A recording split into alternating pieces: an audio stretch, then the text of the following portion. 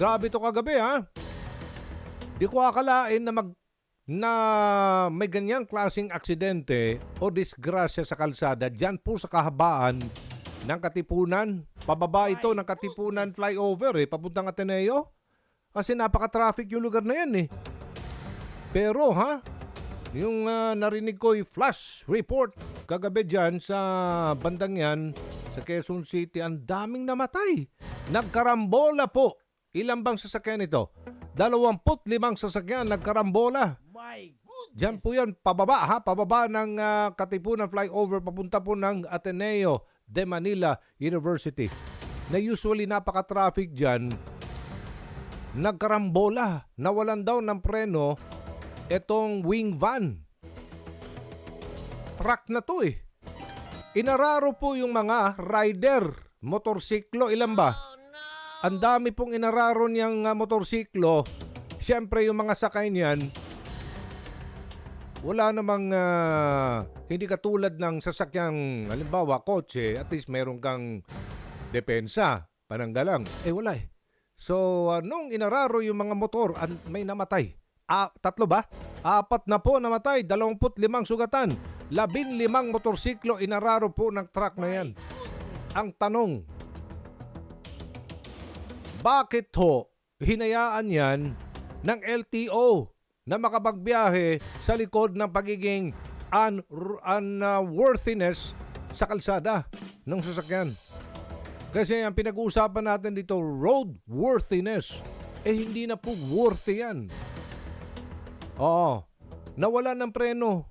Ano ba naman? Bayan, ano ba? Dapat kasi may random. Chine-check yung gulong, chine-check kung okay ba bang preno. Pasensya na po LTO Huwag na po kayo magagalit. Halos lahat po na nakita kong truck dumadaan sa C5, kung hindi po kalbo, sorry po manipis yung gulong, medyo bulok na po yung truck. Sa ibang bansa hindi pwedeng ganyan. Maya-maya may nagbabantay talagang mga traffic enforcer. Talagang fina-flag down nila yung mga truck doon, tinitingnan, tama ba itong gulong? Okay ba yung mga brake fluid nyo dyan? Meron bang brake fluid yan? Gumagana pa ba yung brake system ninyo? May ilaw ba yan? Ganon.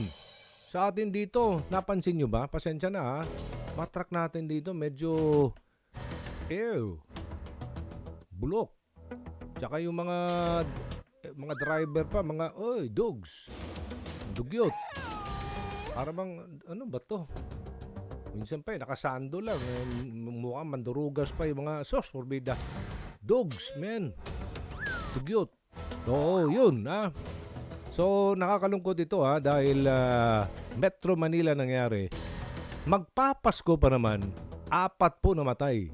Dahil po sa kapabayaan. Negligence ito May vicarious liability dito ang may-ari. Yung operator ng truck.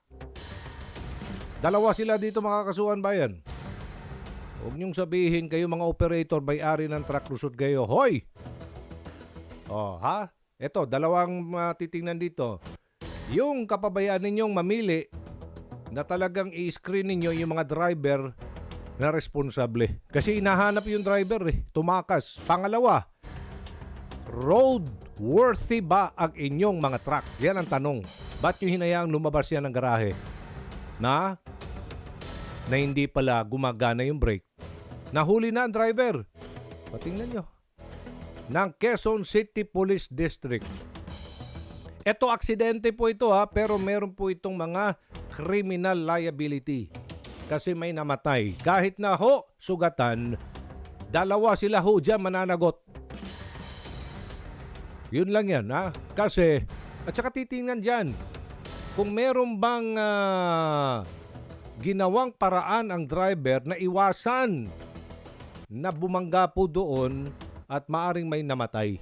Pwede naman niya sigurong ibangga ang truck niya doon sa wala Saan niya pwede? Wala. Barrier, traffic Kaya mga truck din napapansin ko sa C5 nasa Metro Manila, ang bibilis po nyo dyan magpatakbo. Ito na si Police Senior Master Sergeant Jefferson Morales ng QCPD. Tama ho ba, Sargento, sir? Magandang umaga, this is Aljo Bendijo. Sa ngalan po ni Congressman Erwin Tulfo sa programang Punto Sindado Reload. Naka-live na po tayo sa PTV at Radyo Pilipinas. Master Sergeant Morales, sir. Hello? Yes, sir. Good morning po, sir. Yes, sir. Good morning po sa inyo. Opo. lahat, po. Ano po nangyari, sir, sa inyo pong investigation? Bakit ho bumangga yung wing van doon po sa inararo yung mga motor? Ano pong dahilan? Nawalan doon ng preno? Opo, sir. Base doon sa salaysay ng driver, nagkaroon po ng problema sa preno. Kaya nung pababa, di na po makontrol yung sasakyan niya. Mabilis ba takbo niya? Nasa 40, 50. Kaya lang medyo malaki yung sasakyan. Ayun Dahil na nga, Ay, nako. Opo. wing truck po to, sir. Oo nga. Ilan ho namatay? 4. Yes po, sir. Yung patay natin, 4. Nadala pa sa ospital. Oo. Grabe. Nasa 16 yung sugatan. 16 ang sugatan. Ano ba itong mga biktima, sir? Rider or rider? Halos lahat rider? Or Halo-halo po, sir. Meron tayong mga rider. Meron din mga rider na mga sasakyan. May mga Oo, ganun din. nasasakyan Nadali pa din. rin Pati yung mga kotse, ha? Yung mga nakasakay sa kotse, nasugatan din? namin. Yes, sir. Yes, sir.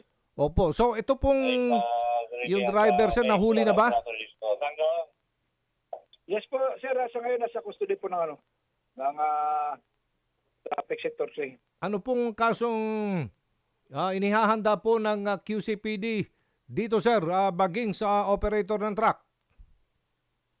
Yes, sir. Doon sa kasong isasampa natin ay masampahan siya ng reckless imprudence resulting in multiple homicide, multiple damage to property, Oho. tsaka may multiple physical injury. May lisensya naman ho, kompleto ho ang dokumento yung truck. Yes po, sir. Kompleto naman po. Okay, sige po. Okay, wala na ho dong, okay na po yung kalsada.